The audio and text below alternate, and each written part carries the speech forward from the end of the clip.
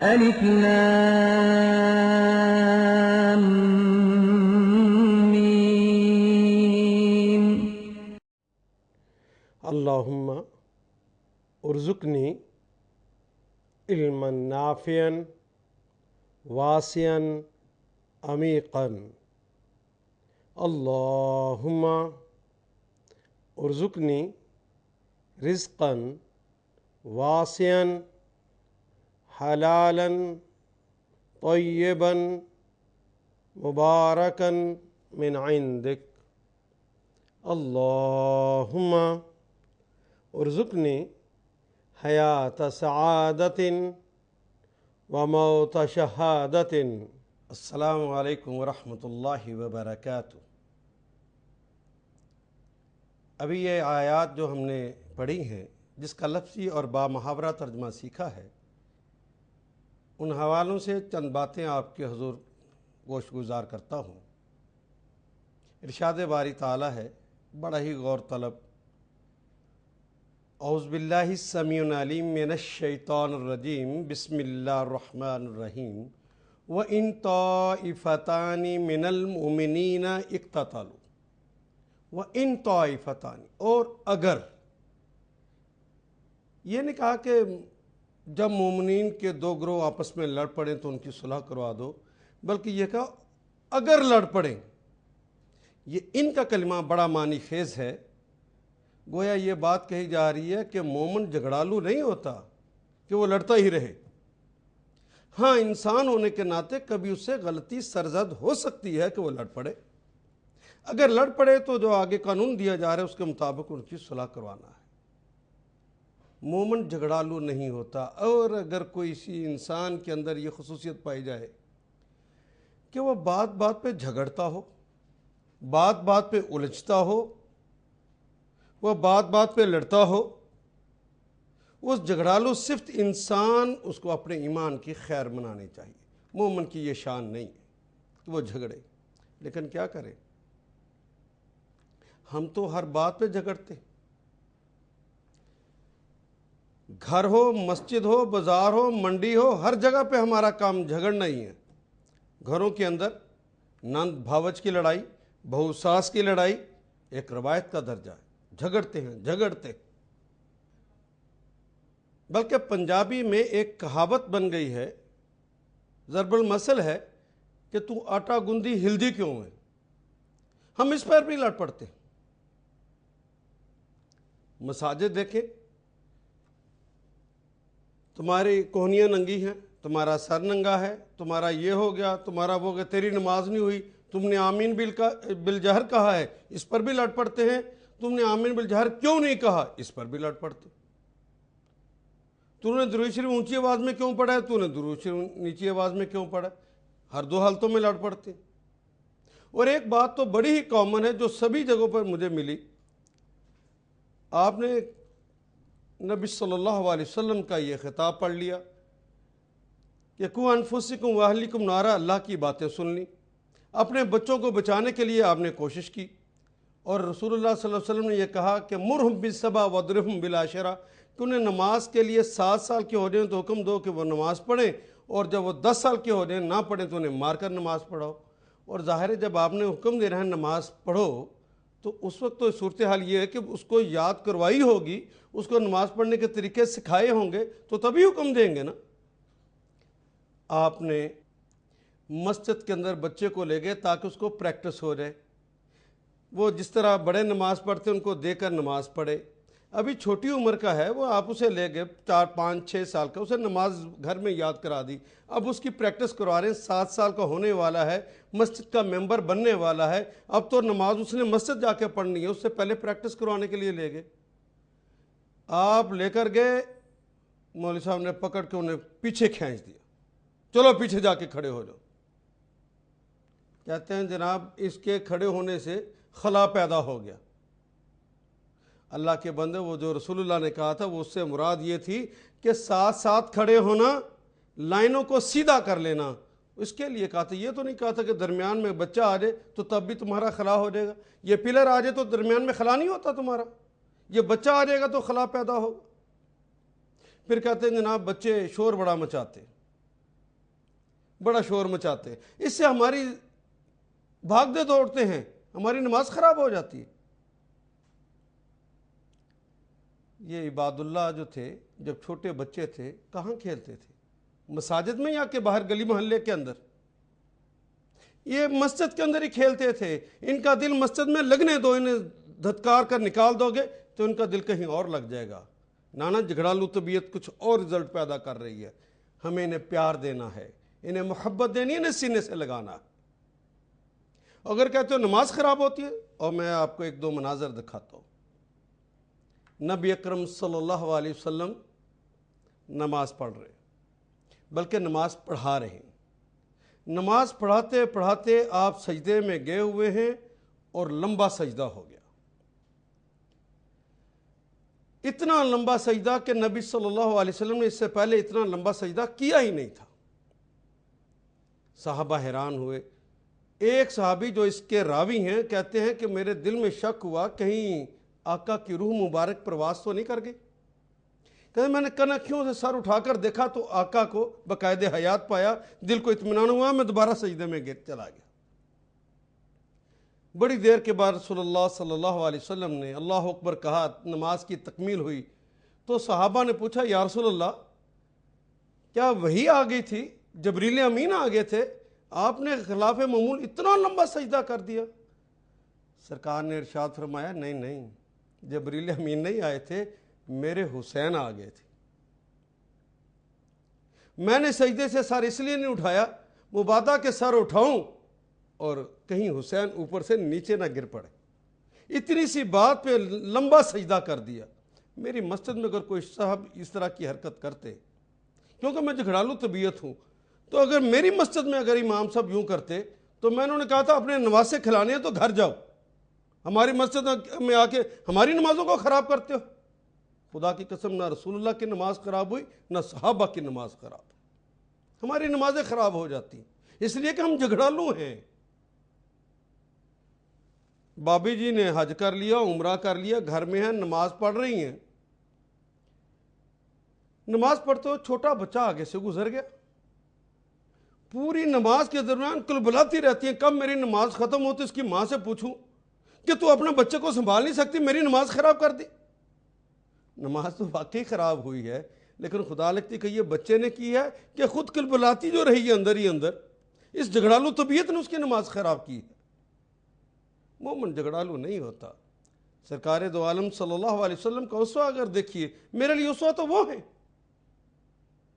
حضرت زینب آئی ہوئی ہیں، ان کی بیٹی امامہ آقا کی نواسی ہیں۔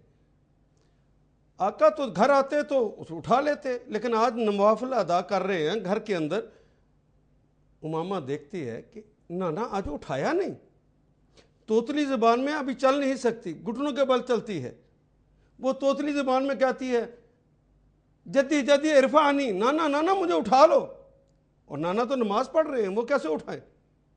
وہ گھٹنوں کے بل چلتی ہوئی آتی ہے اور پنڈلی مبارک کا سہارا لے کے کھڑی ہوتی ہے، اور حدیث میں آتا ہے کہ رسول اللہ اٹھا کر سینے سے لگا لیتے۔ رکوع و سجود میں ساتھ بٹھایا ہوا ہے اور تشہد کے اندر بیٹھے ہیں تو آپ کو اپنے ران مبارک پر بٹھا رکھا۔ آقا کی نماز خراب ہو گئی، بابی کی نماز خراب ہو جاتی، گھر کے اندر لڑائیاں شروع ہو جاتی۔ نہیں لوگوں، نہیں، دین اسلام تو مکمل سلامتیوں کا دین ہے، یہ تو امن کا دین ہے، یہ تو محبت کا دین ہے، یہ تو پیار اور الفت کا دین ہے، یہ تو پیار سکھاتا ہے، نفرتیں نہیں سکھاتا۔ جھگڑالو طبیعت اور جھگڑالو مزاج نفرت کی پیداوار ہوتا ہے، اور دین اسلام تو صرف پیار سکھاتا ہے۔ آئیے پیار کرنا سیکھیں۔ اس لیے میرے اللہ نے شروع میں کہہ سکتے تھے کہ جب لڑائی ہو تو ان کی صلح کروا دیا کرو، جب نہیں کہا کہ اگر لڑائی ہو جائے۔ گویا مومن جھگڑالو صفت نہیں ہوتا، وہ لڑا نہیں کرتا، اچانک انسان ہونے کے ناطے غلطی ہو جائے، لڑ پڑے تو صلح کروا دو۔ صلح کروانے کا جو طریقہ بھی اس میں بتایا، وَإِن طَائِفَتَانِ مِنَ الْمُؤْمِنِينَ اقْتَتَلُوا فَأَصْلِحُوا بَيْنَهُمَا، تو ان کی صلح کروا دو۔ فَإِن بَغَتْ إِحْدَاهُمَا عَلَى الْأُخْرَى، اگر ایک گروہ دوسرے پر زیادتی کرے، ایک چھوٹا گروہ کسی دوسرے پر زیادتی کر دے، فقاتلوا التی تبغی، تو اس گروہ کے خلاف لڑو جو کہ زیادتی کرتا ہے، جو بغاوت کرتا ہے، اس کے خلاف لڑنا ہے.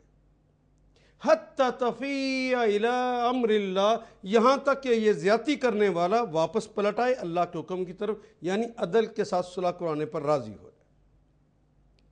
فَإِنْ فَاتَ، پس اگر وہ واپس پلٹ آئے، صلح پر آمادہ ہو جائے، تو ان کی صلح کروا دو بالعدل، عدل کے ساتھ، ان قوانین کے ساتھ صلح کروا دو جو اللہ نے نازل کیے ہیں. وَاقْسِطُوا، اور انصاف کرو. بڑے چھوٹے کی تمیز نہ رکھنا، امیر اور غریب کی تمیز نہ رکھنا، میرے اور تیرے کی تمیز نہ رکھنا، پیارے اور غیر پیارے کی تمیز نہ رکھنا. جب فیصلہ کرنا ہے تو سب کو برابر سمجھ کر کرنا. وَاقْسِطُوا، اور انصاف کرو. ان اللہ یحب المقسطین، اللہ انصاف کرنے والوں کو پسند کرتے ہیں. انما المؤمنون اخوہ، مومن ہی تو آپس میں بھائی بھائی ہیں. فاصلحوا بین اخویکم، اپنے بھائیوں کے درمیان صلح کروا دو. واتقوا اللہ، اللہ سے ڈرو. یہ صلح ایسی نہیں ہوتی، اللہ سے ڈرنا پڑتا ہے. جو دوسروں سے ڈرتا ہے، جو چودھریوں سے ڈرتا ہے، جو وڈیروں سے ڈرتا ہے، جو خاقانوں سے ڈرتا ہے، جو تھانے داروں سے ڈرتا ہے، جو حکومتوں سے ڈرتا ہے، اس نے کیا عدل کے مطابق صلح کروانی ہے؟ اللہ سے ڈرو تو پھر تمہارے لیے آسانی ہونے گی. لعلکم ترحمون، تاکہ تم پر رحم کیا جائے. گویا اگر عدل اور انصاف کے ساتھ صلح کرواؤ گے تو تب اللہ تم پر رحم فرمائیں گے، اور اگر عدل اور انصاف کے ساتھ صلح نہیں کرواؤ گے تو اللہ کا رحم کا وعدہ واپس ہو جائے گا. آئیے میں چاہتا ہوں کہ چھوٹے کینوس، پھر بڑے کینوس، پھر اس سے بڑے کینوس پر آپ کو ایک دو مثالیں دے کر دکھاؤں کہ اس آیا کریمہ نے اپنی حقانیت کس قدر زور کے ساتھ دکھائی ہے، اور جب سے ہم نے اسے چھوڑا ہے اس کے وجہ سے ہم میرے اور آپ کے گھر کے اندر فتنے کس قدر پیدا ہو گئے. آپ کا ایک بچہ ہے، ایک مہمان آیا ہے، ایک اس کا بچہ ہے. آپ ایک گھر میں رہتے ہیں، آپ کا بھائی بھی اسی گھر میں رہتا ہے، ایک اس کا بچہ ہے، بھتیجا ہے آپ کا. کھلونا ایک ہے، آپ کے بچے کے پاس ہے یا دوسرے بچے کے پاس ہے کھلونا. بچے نے کہا کہ یہ کھلونا میرا ہے، جس کا تھا کھلونا وہ تو اپنا اسے ہاتھ پکڑا ہوا اس نے. دوسرا بچہ کہتا ہے مجھ سے میں نے کھیلنا ہے. بچہ تو ہے، وہ تو کہے گا میں نے کھیلنا ہے. دونوں بچوں کی لڑائی ہو گئی. ایک کہتا ہے میں نے کھیلنا ہے اسے، دوسرا کہتا ہے میں نے کھیلنا ہے. دو بچوں کی لڑائی ہو گئی. قرآن حکیم نے کہا کہ ان دونوں کی صلح کروا دو عدل اور انصاف کے ساتھ. آپ نے بچے کو کہا کہ بیٹا یہ کھلونا چونکہ اس کا ہے آپ اسے ہی دے دیں. وہ نہیں مانتا، زیادتی کر رہا ہے. تو زیادتی کرنے والے کے خلاف تو لڑنا تھا. لیکن ہم یورپ سے سیکھے ہوئے آداب ان کے مطابق کیا کرتے ہیں، جو بچہ جس نے کھلونا چھین لیا ہے وہ تو بڑا خوش ہے، جس کا چھینا گیا ہے، جو مالک ہے اس کھلونے کا، جس کا حق تھا، وہ رو رہا ہے. ہم کیا کرتے ہیں کہ رونے والے بچے کو اٹھاتے ہیں، پیار کرتے ہیں. بیٹا اس نے آپ کا کھلونا لے لیا ہے نا، کوئی نہیں میں آپ کو نیا لے دیتا ہوں. کیونکہ ہمارے دماغ میں ہوتا ہے کہ ابھی تو یہ خوش ہے بچہ، اگر چھین کر مالک کو دے دیا گیا پھر وہ روئے گا، تو بہتر ہے وہ خوش رہے. یہ جو رو رہا ہے اس کو اٹھایا اور اسے نیا کھلونا لے دیا. اس نے نیا کھلونا لے کر خوش ہو گیا. آپ نے سمجھا میں نے مسئلے کا حل کر دیا. جب یہ بچہ تھوڑا سا بڑا ہوتا ہے پھر وہ کسی کے اپنے دوست، وہ جو ہمجولی ہوتے ہیں، وہ جو پیارے بچے اس کے ساتھ اسکول میں ہوتے ہیں، کسی کی پینسل چھین لیتا ہے، کسی کا ربر چھین لیتا ہے، کسی کا شارپنر چھین لیتا ہے. شکایت پاس آتی ہے، آپ کے پاس آتی ہے، پھر یہ کہتے ہیں اچھا بیٹا آپ کے اس نے پینسل چھینی، اچھا نہیں کیا، میں آپ کو نہیں لے دیتا ہوں، آپ کو ربر نیا لے دیتا ہوں. مسئلہ حل ہو گیا. اس نے ربر لیا، وہ خاموش ہو گیا. آپ نے کہا دیکھا میری عقل مندی، میں نے دونوں بچوں کو خوش کر دیا. اب تھوڑا سا بچہ اور بڑا ہوا، کسی کی کتاب چھینی، اور بڑا ہوا اسکول میں جانے لگا، ہائی اسکول میں گیا تو کسی کی سائیکل چھینی، اور اس سے بڑا ہوا تو کسی کا پرس چھینا، کسی کی موٹر سائیکل چھینی. اب پولیس تھانہ کچہری ہوا، آپ نے پھر جا کے بچا لیا. آہستہ آہستہ آہستہ ہر گھر کے اندر وہ غنڈہ موجود ہے جو دندناتا پھرتا ہے. آپ نے گھر کے 4 کمرے تھے. آپ نے کہا یہ کمرہ فلاں بیٹے کے لیے, یہ کمرہ فلاں بیٹے کے لیے ہے, یہ کمرہ فلاں بیٹے کے لیے. اب تو عادت اس کو آپ نے ڈالی ہوئی, کہتا نہیں میں نے تو یہی کمرہ لینا ہے, یہ بڑے بھائی والا کمرہ میں لوں گا. اچھا بھائی, آپ پھر بڑے بھائی کو کہتے ہیں دفع کرو, تم دوسرا لے لو, یہ بڑا ضدی ہے, یہ پیچھے پڑ جاتا ہے, تم اس کو دے دو. آپ نے نہ عدل کا خیال کیا نہ انصاف کا خیال, یہ اس کو دے دیا. اس کے بعد یہ ہوتا ہے وہ بڑے بھائی کی شادی کرنے لگے, اس نے دیکھا دلہن بڑی اچھی ہے, کہنے لگا میں نے تو شادی اسی سے کرنی ہے. آپ کہتے ہیں دفع کرو یار, یہ پیچھے پڑ گیا, اللہ تجھے اور دے دے گا, اسے تو دے دے گا. لیکن اب دیکھیے ہر گھر کے اندر جس کے ساتھ یہ سلوک کیا گیا, ہر گھر میں ایک گنڈا موجود ہے. کیا سارا گھر اس گنڈے کے رحم و کرم پہ نہیں ہے؟ اگر ایسا نہ کرتے تو میرے اللہ کا رحم تمہارے گھر میں ہوتا, اور تمہارے گھر سے ایک فتنہ پیدا ہو چکا ہے, ایک فساد ہو رہا ہے, ہر روز لڑائی ہوتی ہے. اور وہی بچہ جس کو آپ نے شروع میں شارپنر, پینسل, معمولی باتیں سمجھ کر پھر پولیس تھانہ کچہری ہوا, گھر کے اندر بھی گھر کے باہر بھی وہ فتنے کا موجب ہے. اس کو فتنہ کس نے بنایا؟ اے ماں, اے باپ, اے بڑے بھائی, تم نے اللہ کے دین کو چھوڑا تھا وہاں پر. اگر یہ مان لیتا تو تیرا بچہ اس طرح برباد ہوتا, لوگوں کی چیزیں چھینتا, وہ ڈاکو چور لٹیرا بنتا, یہ بڑا سفسٹیکیٹڈ بھی ہو جائے, کوئی M N A M P A بن جائے تو قوم کے نام پہ قرضہ لے کر کھا جائے گا. کیا کریں گے آپ؟ اس کی عادت میں ڈال دیا ہے, اس کی سرشت میں ڈال دیا ہے, لوگوں کو لوٹنا ہے, ورنہ وہ شور مچائے گا, وہ لڑے گا, فتنہ پر برپا کر دے گا. گھر کے کینوس پہ آپ نے دیکھا کہ اگر اس آیہ کریمہ کو مان لیتے فتنہ ہوتا, کیا من ہو جاتا. خامند بیوی کی لڑائی ہو رہی, ہو جاتی, انسان ہے, کٹھے رہتے ہیں, ہو سکتی ہے لڑائی. تو ہمیں حکم تھا کہ خامند اور بیوی کو دونوں کے درمیان عدل اور انصاف کے ساتھ صلح کروا دو. لیکن میرے اور آپ کے گھر میں ہوتا کیا ہے؟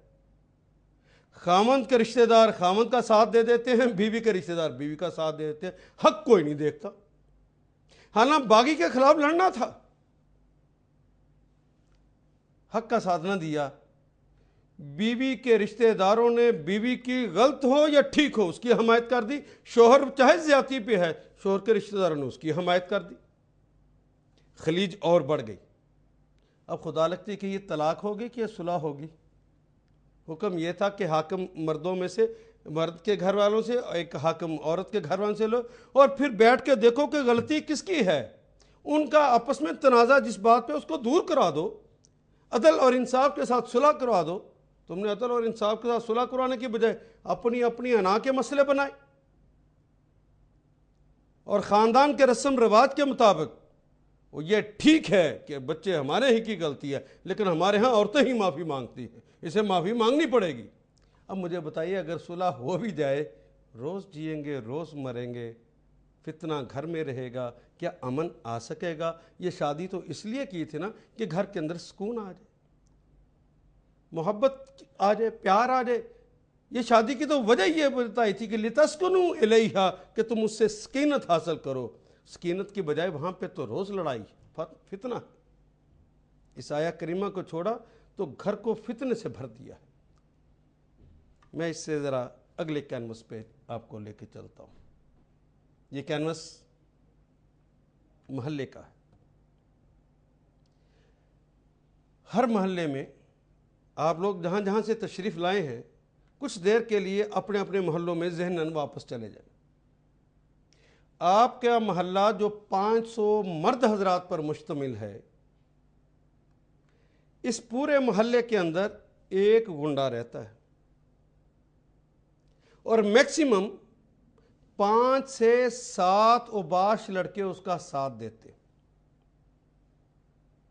صرف 5 سے 7 سے پلس اگر ہیں کہیں پر تو شکاگو میں ہیں, میکسیکو میں ہیں, وہ گنڈوں کے علاقے ہیں, ان کے اندر پائے جاتے ہیں. لیکن ہمارے علاقوں میں 5 سے 7 سے زائد کہیں پر بھی اوباش لڑکے اس گنڈے کا ساتھ نہیں دیتے.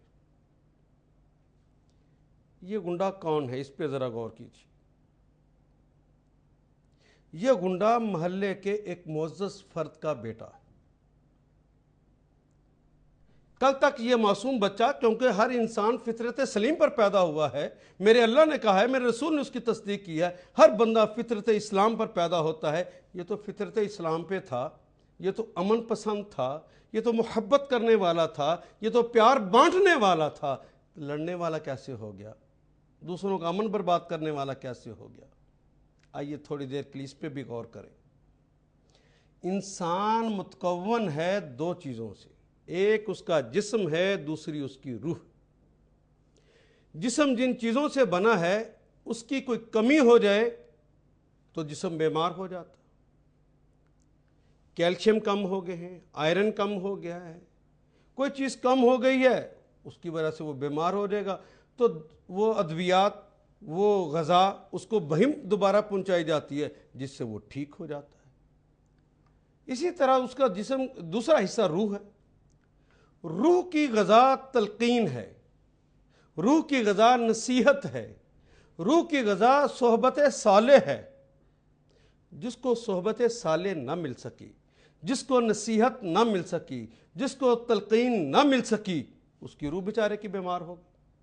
ابھی تک ہمارے ہاں یہ ہے کہ اگر کسی کا جسم بیمار ہو جائے تو ہم اتنی محبت کرتے ہیں ایک دوسرے سے، بھائی تمہارا بچہ بیمار ہو گیا، کس سے علاج کروا رہے ہو؟ میرا بیٹا بیمار ہوا تو میں نے فلاں سے کروایا.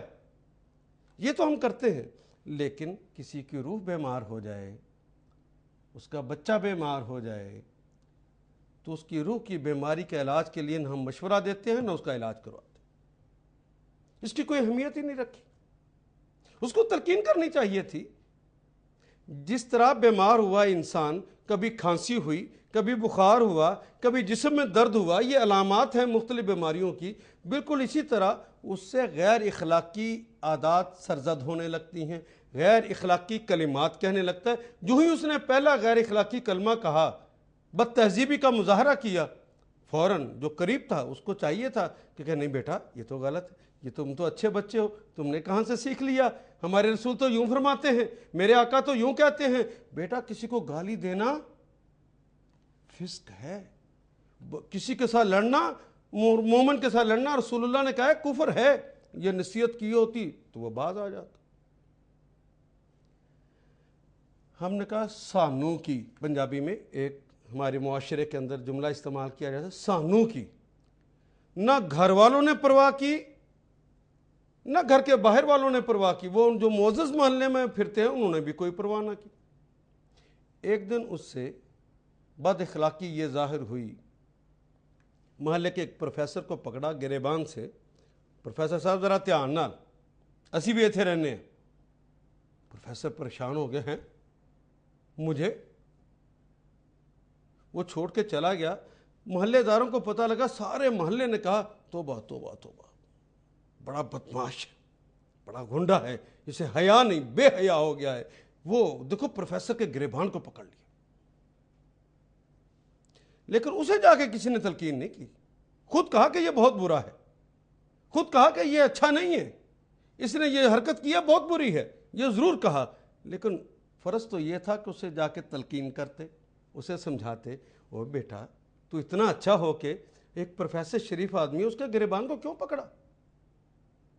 لیکن جب وہ دیکھتا ہے کہ کوئی نہیں بولا تو ایک دن ایک ڈاکٹر کو بھی پکڑ لیتا ہے.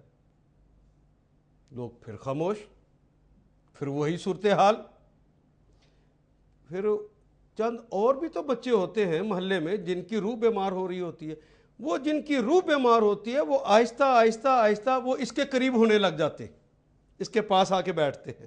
یہ جو باتیں کرتے ہیں بیمار لوگوں کی، ان کو بڑا مزہ آتا ہے. تو ظاہر ہے یہاں بیٹھے ہوئے ہیں تو کھانے پینے کا بھی تو مسئلہ چلے گا نا. وہ کھانے پینے کے مسئلے کو کرنے کے لیے وہ پھر ایک دن کسی تاجر کو پکڑتے ہیں. شیخ صاحب کما کے گھر ہی لے جاندے ہو تو ساڈا حصہ. اب گنڈا ٹیکس شروع ہو گیا. شیخ صاحب سوچتے ہیں کہ ڈاکٹر کے گریبان کو پکڑا، پروفیسر کے گریبان کو پکڑا، کسی نے تو پرواہ نہیں کی تو میرے غریب کی کسی نے حمایت کرنی ہے. وہ چپ کر کے ٹیکس دے دیتا ہے. اب گنڈا ٹیکس لیتا ہے. ہونا یہ چاہیے تھا کہ صلح کروا دیتے، آپ نے صلح نہ کروائی, باقاعدہ پیچھے ہٹ کے کہا سانو کی. اور کیا یہ سچ نہیں ہے؟ یہ کر دینے کے بعد اب 500 افراد محلے کے مرد, ایک گنڈا 4-5 اس کے ساتھ نوجوان, پورے محلے میں وہ گنڈا دندناتا پھرتا اور سارا محلہ اس کے رحم و کرم پہ چلا گیا. گنڈے نے جس دن کوئی حرکت کی, کبھی کبھار نوجوان جو ٹین ایجر ہے, جو فطرت کے زیادہ قریب ہے, اس کے اندر یہ بات آتی ہے, وہ محلے کے کسی بچے کو کوئی چھیڑ دے, کوئی کسی بزرگ سے زیادتی کر دے, تو کبھی کبھی نوجوان یہ کہتا ہے کہ میں نے اسے چھوڑنا نہیں ہے, اس نے بڑی بدتمیزی کی ہے. تو آپ جیسے نیک اور صالح اچھے لوگ, بچے اپنے کو سمجھاتے ہیں عقل مند بن کے, بیٹا اس نے کوئی تیرے باپ کو برا کہا ہے, کوئی تیری بہن کو پکڑا ہے, وہ پرائی لڑائی میں نہیں کودتے, وہ تو گندگی کا ڈھیر ہے, پتھر مارو گے چھینٹے مجھ پر پڑیں گے, کیا کر رہے ہو, مت کرو, اسے روک دیتے ہیں. اور کہتے ہیں کہ ہم تو معزز ہیں, ہم تو اچھے ہیں, اور وہ گندا ہے. میں نے ایک دن رسول اللہ سے پوچھا, یا رسول اللہ, یہ محلے کے لوگ کہتے ہیں کہ ہم اچھے ہیں اور وہ برا ہے, کیا یہ بات سچ ہے؟ تو تیلک سے مجھے بخاری شریف میں آ گئی کہ نہیں, وہاں پہ حکم آ گیا رسول اللہ کا, جس نے برائی کو اپنے سامنے ہوتے دیکھا اور اس پر خاموش رہا, وہ تو گونگا شیطان. اے محلے کے معززین, میرے رسول کی زبان میں تو آپ نے برائی کو اپنے سامنے ہوتے دیکھا ہے, تلقین نہیں کی, اس کا ہاتھ نہیں پکڑا, اس کو روکا نہیں ہے, اسے سمجھایا نہیں ہے, اور سمجھانے پر بھی وہ اکڑ تھا تو اس کے خلاف لڑے نہیں ہیں, تو آپ تو رسول اللہ کی زبان میں گونگے شیطان ہیں. مجھے یہ بات کہتے ہوئے کوئی ہچکچاہٹ نہیں, کیونکہ میرے رسول نے یہ بات کہی. اپنے آپ کو معزز کہنے والوں, ذرا رسول اللہ کی زبان میں سنو, تمہاری حیثیت کیا ہے. اور جو گونگے شیطان ہوتے ہیں ان پہ گنڈے نہ دندناتے پھرے تو اور کیا ہوگا, انہیں گنڈوں کے رحم و کرم پہ اللہ چھوڑ دیتے. میرے بیٹوں اور میری بیٹیوں, میں نے عرض کیا تھا کہ میں گھر کے کینوس پر بھی اس آیہ کریمہ کو دکھاؤں گا, اور آپ نے دیکھ لیا کہ وہ بچہ جس کو ربر چھیننے پر آپ نے اور کھلونا چھیننے کے اوپر اس آیت کے مطابق ٹریٹ نہیں کیا, تو بڑے ہو کے کیا بنا, اور آپ نے کیا اس کا خمیازہ بھگتا. میں نے آپ کو گھر کے کینوس کے بعد محلے کے کینوس پر بھی دکھایا, اور محلے کے کینوس سے اٹھ کر اگر میں نیشنل کینوس کی بات کروں, جب حق اور باطل کی لڑائی ہوتی ہے, سچائی کی بات ہوتی ہے, کوئی ایم این اے, کوئی ایم پی اے بننے کے لیے باہر آتا ہے, تو ایک اچھے آدمی کے مقابلے پر ایک برے آدمی کا ساتھ دینے کا معاملہ جب آتا ہے, تو ہم کس کا ساتھ دے رہے ہوتے ہیں. آئیے میں آپ کو انٹرنیشنل کینوس پہ دکھاتا ہوں کہ اس آیہ کریمہ نے کس قدر اپنی حقانیت کو ثابت کیا ہے. پچھلی دہائیوں کا تذکرہ کر رہا ہوں. ایک دن لوگ بڑے آرام سے سوئے ہوئے تھے کہ صبح اٹھے تو پتہ چلا کہ ایران کے ایک علاقے کے اوپر عراق نے حملہ کیا اور اس پر قبضہ کر لیا.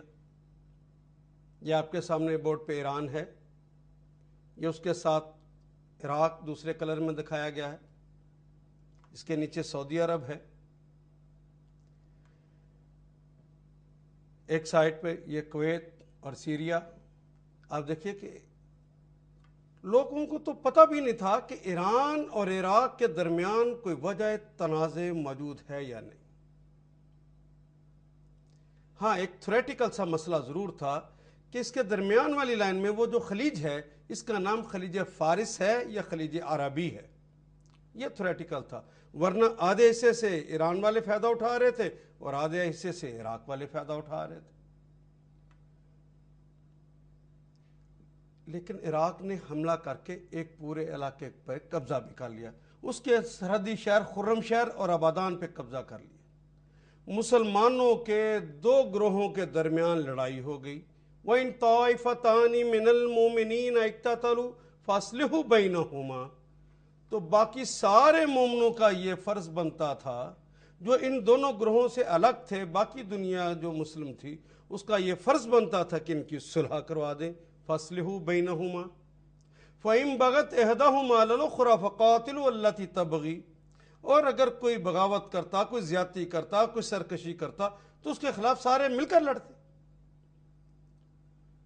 اس آیہ کریمہ کی ہم نے باقاعدہ مخالفت بحیثیت امت کی. ایران پر جب یہ حملہ ہو گیا تو ہم مومن ہونے کے ناطے ان کی صلح کروانے کی بجائے ہم سنی تھے اور شیعہ تھے. سنیوں نے سنیوں کا ساتھ دے دیا اور شیعوں نے شیعوں کا ساتھ دے دیا. دو گروپ الگ الگ بن گئے. ہم عرب تھے، ہم عجم تھے. عربوں نے عربوں کا ساتھ دے دیا اور عجمیوں نے عجمیوں کا ساتھ دے دیا، اور یہ لڑائی پورے زور پر شروع ہو گئی. اتنے زور سے ہوئی کہ ملت اسلامیہ کے وہ افراد اور ان کا وہ کروڑوں اور کھربوں کا اسلحہ جو مسلمانوں کی حفاظت کے لیے صرف ہونا تھا، مسلمانوں کو ہی مارنے کے لیے دونوں سائڈ سے صرف ہو گیا. اور کتنے جوان شہید ہو گئے کہ ایک زمانہ آیا کہ 12 14 15 سال کے بچوں کو محاذ پر بھیجنا پڑا. پھر ایک دن ایسا آیا کہ کیمیکل وار کا آغاز ہوا. 30,000 افراد کو صرف 3 منٹ کے چھوٹے سے عرصے میں عراق نے حملہ کر کے ایرانیوں کو ریت کے ذروں میں بدل دیا. جب کیمیکل وار کا آغاز ہوا تو دنیا چیخ اٹھی.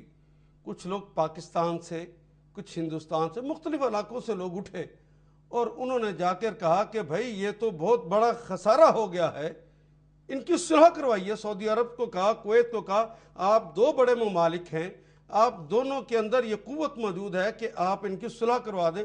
آپ نے تو الٹا صرف عراق کی مدد کرنا شروع کر دی ہے. اس زمانے میں سعودی عرب اور کویت نے اپنے پورے وسائل عراق کی حمایت میں کھپا دیے، بلکہ وزیر خارجہ کی زبان سے، جو عظیم باپ کا بیٹا ہے، اس کی منہ سے بھی یہ نکلا کہ عربوں، اجمیوں نے تمہیں للکارا ہے، ان کو نیست و نابود کر دو، اور پوری قوت لگا دی. ایران مسلسل لڑتا جا رہا ہے. دونوں طرف سے کٹ مسلمان رہے ہیں، خسارے پہ خسارہ. جب لوگ بہت چیخے تو پھر سعودی عرب اور کویت نے مل کر یہ فیصلہ کیا کہ ہم ان کی صلح کرواتے ہیں. یہ بات ٹھیک ہے، ان کی صلح ہونی چاہیے.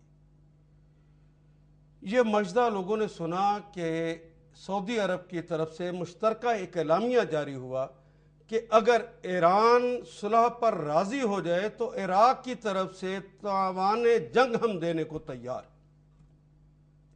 یہ خوشخبری پوری دنیا میں بڑے مبارک سمجھی گئی اور ایران سے پوچھا گیا کہ آپ صلح کے لیے تیار ہیں؟ تو ایران نے کہا ہاں، ہم صلح کے لیے تیار ہیں، لیکن ایک شرط پر کہ یہ جو دونوں شہر ہیں آبادان اور خرم، جس پر انہوں نے قبضہ کر لیا ہوا ہے ہماری آبادیوں سمیت، پہلے ان کو رہا کروا دیا جائے. سعودی عرب نے کہا، کویت نے کہا کہ ہم ذرا عراق سے پوچھ لیں پھر آپ کو بتاتے ہیں. عراق سے پوچھا گیا کہ کیا ان کو آپ آزاد کرنے کو تیار ہیں، خرم شہر اور آبادان کو؟ تو عراق نے انکار کر دیا. تو یہ سعودی عرب اور کویت نے کہا کہ بھائی یہ آخر مسلمان بھائی ہیں، یہ دونوں علاقے انہی کے پاس رہنے دو اور صلح ہو جائے. خدا لگتی کہ یہ حکم تھا کہ عدل کے ساتھ صلح کروانا. کیا یہ عدل تھا؟ بھائی کسی گھر کے اندر ڈاکو داخل ہو جائیں، گھر کے 2 کمروں پہ قبضہ کر لیں، ڈاکوؤں کو نکالنے کے لیے محلے دار آ جائیں کہ نکلو نکلو، وہ لیکن ڈاکو نہ نکلیں، کہیں کہ ہاں قبضہ باقی چھوڑ دیں گے لیکن یہ 2 گھر کے کمرے یہ ہمارے پاس رہیں گے، تم آپس میں صلح کر لو. کیا یہ صلح عدل کے ساتھ ہوگی؟ یہ تو مذاق تھا. لڑائی پھر جاری رہی، حتیٰ کہ ایران اور عراق دونوں اپنی قوت کے اعتبار سے ختم.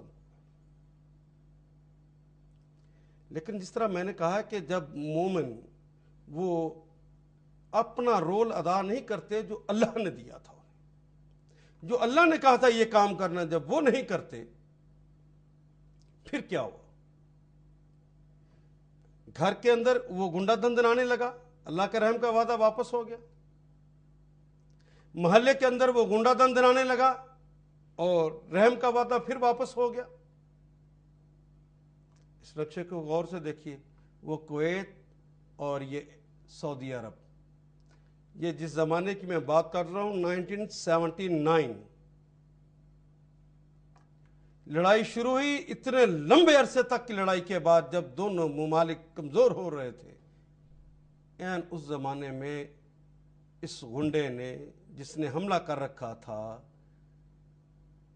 اچانک کویت کے اوپر چڑھ دوڑا، اور اہل کویت کو اللہ نے اس غنڈے کے رحم و کرم پہ چھوڑ دیا،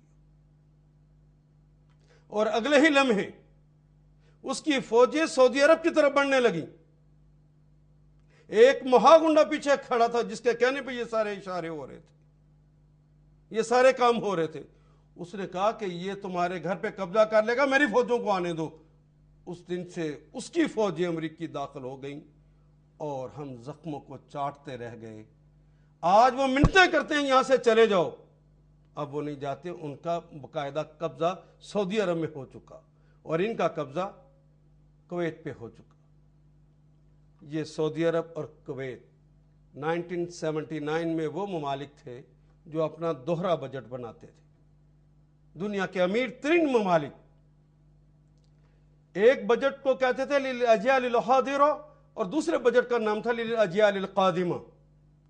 ایک بجٹ اس قوم کے لیے جو موجود زندہ ہے، اس وقت موجود ہے، ایک جس سے نسل نے بھی پیدا ہونا اس کے لیے بھی بنتا تھا، لیکن 79 سے لے کر اب تلک، جب سے یہ معاملہ ہوا ہے اس وقت سے لے کر اب تلک، نہ سعودی عرب اور نہ کویت اپنا گہرا بجٹ بھی پیش نہیں کر سکے۔ یہ تو ایڈہاک بجٹ کی بنیاد پر چل رہے ہیں اس لمحے تک، اور اللہ نے مہا گنڈوں کے حوالے ملت اسلامیہ کو کر دیا۔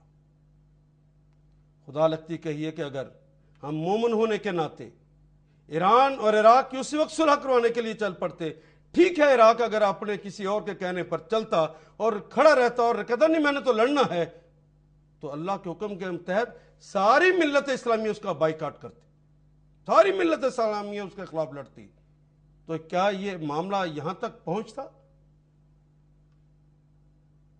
وَإِن طَائِفَتَانِ مِنَ الْمُؤْمِنِينَ اقْتَتَلُوا فَأَصْلِحُوا بَيْنَهُمَا فَإِن بَغَتْ إِحْدَاهُمَا عَلَى الْأُخْرَى فَقَاتِلُوا الَّتِي تَبْغِي حَتَّى تَفِيءَ إِلَى أَمْرِ اللَّهِ فَإِن فَاءَتْ فَأَصْلِحُوا بَيْنَهُمَا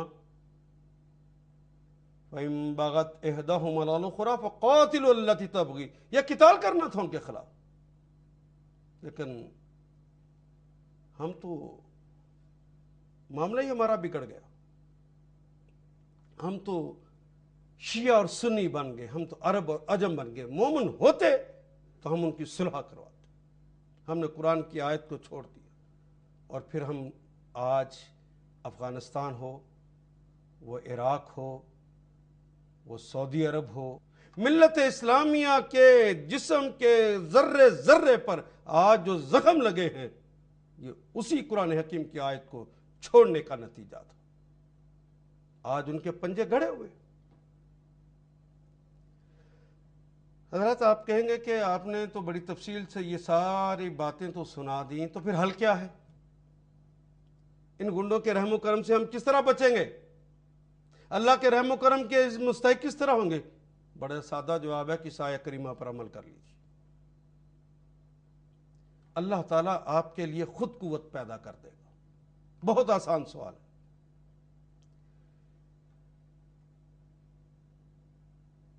ایک دو باتیں اور میں عرض کر دوں۔ یہ محلے کا جو گنڈا تھا جہاں سے میں نے بات کا آغاز کیا، یہ تو اکیلا تھا، یا 5 یا 6 یا 7 اس کے ساتھ افراد ہو گئے، اتنے ہی تھے۔ 500 افراد پر یہ حاوی کیسے ہو گیا؟ میں اب اس کی فزیکل آپ کو بتا رہا ہوں انالیسس کر کے کہ وہ کیسے ہو گیا۔ اللہ کی دوسری کون سی آیات تھی اور اللہ کے احکام جہاں آپ نے ان کو توڑا تھا؟ اللہ نے کہا کہ تم نے جہاں بھی رہنا ہے منظم ہو کے رہنا، کٹھے ہو کے رہنا، ایک امیر بنا کے رہنا، باقی مامور بن کے رہیں، اور نیکی کے کاموں میں سمع و اطاعت کا نظام قائم کرنا۔ آپ میرے بیٹے اور بیٹیاں سب بیٹھے ہیں، کسی نے اپنے محلے میں اپنا کوئی امیر بنایا، کوئی سمع و اطاعت کا نظام قائم کیا؟ لیکن یہ گنڈے صرف 5-6 تھے، ایک ان کا سربراہ تھا، انہوں نے اس کے امیر بنا لیا اور اس کی سمع و اطاعت کرنے لگے، ہر معاملے میں اس کا کہنا ماننے لگے۔ لیکن ہم نے نہیں مانا، ہم نے امیر ہی نہیں بنایا تو کہنا کس کا ماننا تھا؟ پھر حکم یہ تھا کہ اگر امیر حکم دے دے تو لمت اللائم کی کوئی پرواہ نہ کرنا، اس کے کہنے کو ماننا۔ تم پہ نکٹا حبشی بھی حکمران بنا دیا گیا ہو، جب تک وہ اللہ کی طرف تمہیں بلاتا رہے اس کا کہنا مانتے رہنا۔ ہم نے نہ امیر بنایا نہ اس کا کہنا مانا، اس کے مقابلے پر اس دوسری طرف دیکھیے، اس کے اوباش لڑکوں کو پتا تھا کہ پولیس تھانہ کچہری بھی ہوگا۔ اس گنڈے کو پتا ہے، اس گنڈے کے اوباش لڑکوں کو بھی پتا ہے کہ میری کوئی بہن ہے، میری کوئی بیٹی ہے، کل کو اس کا رشتہ آنا ہے، لوگ کہیں گے یہ گنڈے کی بہن ہے، یہ گنڈے کی بیٹی ہے۔ پولیس تھانہ کچہری ہوگا، مار پیٹ بھی ہوگی، لوگ برا سمجھتے ہیں، کسی کی انہوں نے پرواہ نہیں کی اور اپنے اس گنڈے کی اطاعت کرتے رہے، اور وہ کامیاب ٹھہرے۔ کامیابی کے لیے جن چیزوں کی ضرورت اللہ نے کہی تھی وہ تو گنڈا پوری کرتا رہا اور گنڈے کی پارٹی پوری کرتی رہی، اور وہ جو اپنے آپ کو مومن کہتے رہے وہ اللہ کی ان باتوں کا انکار کرتے رہے، وہ غرور اور تکبر میں ڈوبے رہے کہ ہم کسی کو امیر مان لیں اپنے ہی محلے میں، کہ وہ ہم سے زیادہ کھاتا پیتا ہے، وہ ہم سے زیادہ عقل مند ہے، وہ ہماری سے زیادہ سمجھ رکھتا ہے کہ اس کو امیر مانے۔ لوگوں، جہاں جہاں پر بھی ہم نے اللہ کی آیت کی مخالفت کی اس کا خمیازہ ہم نے دنیا میں بھی بھگتا، ابھی باقی ہے آخرت کے اندر۔ موقع ہے توبہ کر لیں، واپس پلٹ آئیں۔ جہاں جہاں کوئی لڑ رہا ہو، عموماً تو لڑتا ہی نہیں، میں تو بتایا وہ جھگڑالو ہوتا ہی نہیں، کوئی بیماری لگ گئی ہے تو اس کا علاج کرنا چاہیے، اور اگر جھگڑا ہو جائے تو ان کی صلح کروانی چاہیے، اور صلح پھر عدل اور انصاف کے ساتھ۔ عدل اور انصاف کے ساتھ صلح نہیں کرائیں گے تو مختارہ مائی جیسے واقعات پھر رونما ہو۔ نہیں، یہ مسلمانوں کی شان و شوکت ہے کہ وہ عدل اور انصاف سے صلح کرواتے ہیں۔